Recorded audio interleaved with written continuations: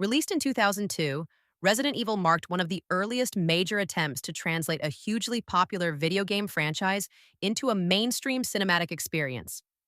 Directed by Paul W. S. Anderson, the film chose not to directly adapt a specific game storyline, instead constructing an original narrative set within the familiar world of the Umbrella Corporation.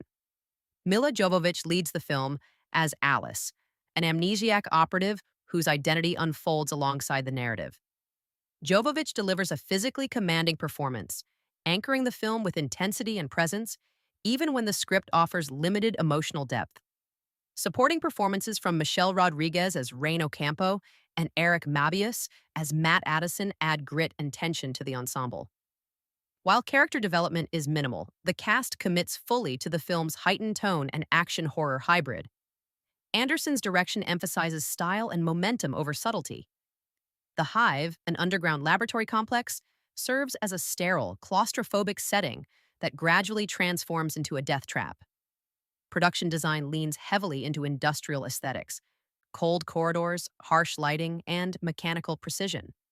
The film's pacing is brisk, and its visual identity, slow motion, sharp edits, and electronic music, reflects early 2000s action cinema. While dated in places, the approach gives Resident Evil a distinct personality separate from traditional zombie films of its era.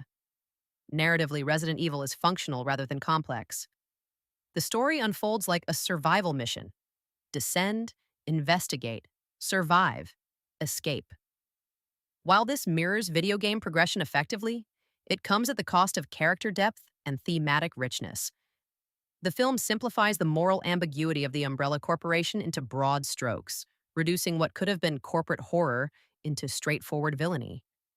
The zombies themselves are underused in favor of action set pieces, and fans of the original games may notice the absence of puzzle solving and environmental storytelling that defined the franchise. Where the film could have improved is a stronger emphasis on tension and horror, particularly in its first half, could have elevated the film beyond action spectacle. Allowing scenes to breathe and developing character relationships more fully would have raised emotional stakes.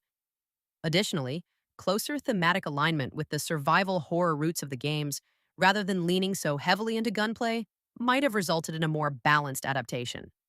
For general audiences, Resident Evil works as a slick, accessible sci-fi action horror film, delivering clear momentum and memorable visual moments. For fans of the games, reception has always been divided. Some appreciate its willingness to carve its own path, while others criticize it for straying too far from the franchise's core identity. Regardless, the film undeniably helped establish video game adaptations as viable box office contenders.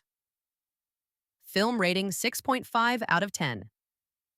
A stylish, fast-paced action horror film that prioritizes spectacle over depth but succeeds in launching a long-running franchise. Final thoughts. Resident Evil 2002 may not be a faithful survival horror adaptation, but it stands as a significant milestone in video game cinema. Its influence is evident, not only in its sequels, but in how studios approached game adaptations for years afterward. Remember to like and subscribe, because once Umbrella locks the doors, survival is no longer optional. You want me, baby, let me know all in this. You want me, baby, show